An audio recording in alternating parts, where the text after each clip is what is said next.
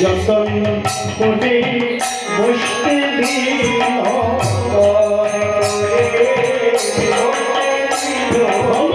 যতন করে বসতে দিল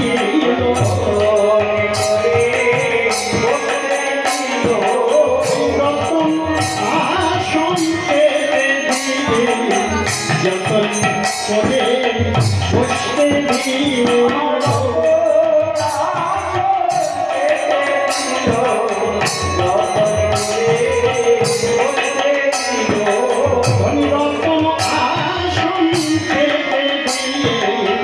যতন করে বসতে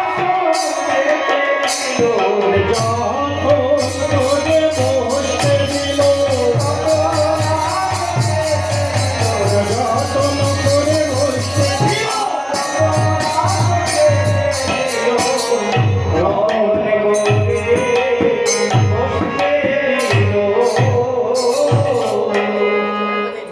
আজকে কি করলেন? যখন সখীরা এলেন, দেখি সুবদনী উঠিলা যমনী মিলিলা গলায় ধরে।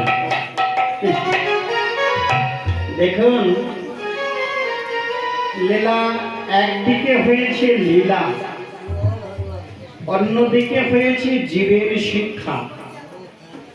রাধারানী জগৎজীবকে শিক্ষা দিচ্ছে। এই জগৎবাসী দেখো, সাধুগুরু বৈষ্ণব যদি ঘরে আসে তাহলে এমনি করেই আদর করতে হয়, যত্ন করতে হয়। কি বললেন? দেখি সুবদনী উঠিলা যমনী মিলিলা গলায় ধরি। সখী, এ সখী, তোরা কেমন আছিস? ভালো আছিস তো? এই যে ব্যবহার দেখুন। অমা বসুন, বসুন, বসুন, বসুন। 10 মিনিট হলো বসবা। 10 মিনিট হলেও বসবে তো বাবা, ঠিকই কথা বলেছে। বসুন। এই জগতে 3টি কাজ করতে আমাদের পয়সা করি তেমন কিছু প্রয়োজন হয় না, শুধু মনের প্রয়োজন।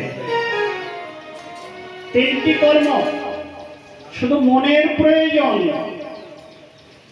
অর্থকরীর দরকার হয় না। কি বললেন? প্রথমে যদি সাধুগুরু বৈষ্ণব আসে, যদি দেখা হয় বা আপনার বাড়িতে এসেছে, তাহলে আপনাকে আগে হাসি মুখে দুটো কথা বলা। বাবা, আপনি ভালো আছেন তো? ভালো আছেন বাবা?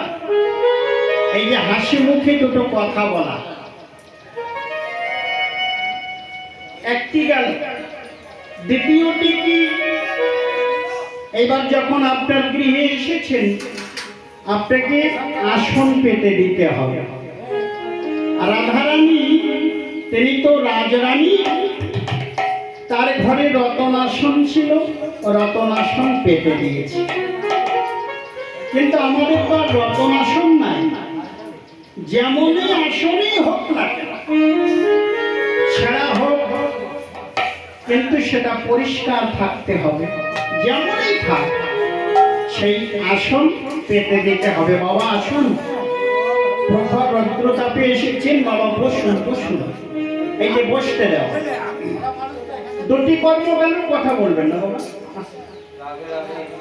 2টি কর্ম গেল। আরেকটি কর্ম হলো একটু জল সেবা দেওয়া। বাবা, আপনি এসেছেন প্রখর রৌদ্রতাপে, তো আপনার কষ্ট হয়েছে, ক্লান্তি এসছে শরীর, তো আমি একটু জল সেবা করাবো। একটু জল দিলেন। দেখবেন গৃহস্থ ঘরে নিয়ম আছে, শুধু মুখে জল দেন না, একটু মিষ্টি দেন। যদি ঘরে রসগোল্লা থাকে একটু রসগোল্লা দিলে, কি রসগোল্লা নাই যদি একটু চিনি থাকে, বাতাসা থাকে, কিছু না কিছু তো থাকবে নাকি? না কিছুই থাকে না, কিছু না কিছু আছে, তাহলে সেটাই দিতে হবে। আর একটু জল দিতে, বাবা জল পান করো। এই যে তিনটি কর্ম, এই তিনটি কর্ম করতে আমাদের পয়সার প্রয়োজন হয় না, শুধু মনের প্রয়োজন। নিতাই গৌর হরি বল, হরি বল। আমার বর্তমানে কি হয়েছে জানেন তো? এখনকার বৌঝিদের কথাই বলছি। আগে যখন ওই বাপের বাড়ি থেকে শ্বশুর বাড়ি আসবে, তখন আগেই শিখিয়ে পড়িয়ে দেওয়া হয়, দিয়েই অমনি সংসার ভাগ করে ফেলবে। ছোট করবে, বড় সংসারের ঘানি টানবি না, ছোট করে ফেলবি। এই ছোট করতে করতে না, হাসির কথা নয় মা, আপনি ভালো করে লক্ষ্য করুন, এই ছোট করতে করতে এখন মনটা হয়ে গেছে ছোট। তাই তো? মনটা আমাদের ছোট হয়ে গেছে, সংকীর্ণ হয়ে গেছে। একা খাবো, একা পড়বো, সংসারে যদি আরো দুইজন থাকে তাদেরকে আলাদা করে দিতে হবে। বৃদ্ধ বাবা মা আছেন, শ্বশুর শাশুড়ি, তাকে আলাদা করে দিতে হবে। আমরা ভালো মন্দ খাবো, ভালো থাকবো, ভালো করবো, এই সমস্ত চিন্তা চেতনা এখনকার দিনে আমাদের মাথায় এসে গেছে। এখন দেখবেন, আগের দিনে আমরা দেখেছি ওই রাস্তা দিয়ে লোক যেতে থাকলে আমার বাবা, আমার ঠাকুর দাদা, তারা রাস্তা থেকে ডেকে, এসো তো, এসো, এখন বেলা হয়ে গেছে, বাড়ি যেতে হবে, এসো তো, দুটো খেয়ে তারপরে যাবে। সেই দিনকার আছে কি? যত ভাবে যে মানুষ আমার বাড়িতে না আসুক সেটাই ভালো, আমার চাল বেঁচে যাবে, ডাল বেঁচে যাবে, আমার সংসারের খরচা অনেক কিছু বেঁচে যাবে। কিন্তু এতে তো আনন্দ নাই, এতে তৃপ্তি নাই, ভগবান সুখী হন না। ভগবান বললেন, শুধু আমায় ডাকলে আমি খুশি হই না। যেজন আমার ভক্তকে ভালোবাসে, ভক্তের ভক্তকে ভালোবাসে, আমি তাকেই ভালোবাসি, সেই আমার প্রিয় ভক্ত। ওই যে শুধু আমাকে ভালোবাসে, আমি তার প্রিয় ভক্ত নই, আমি তার, সে আমার কাছে প্রিয় ভক্ত নয়। তারপরে সকলকে ভালোবাসতে হবে। সংসারে দেখবেন কার খাবার কে খায়।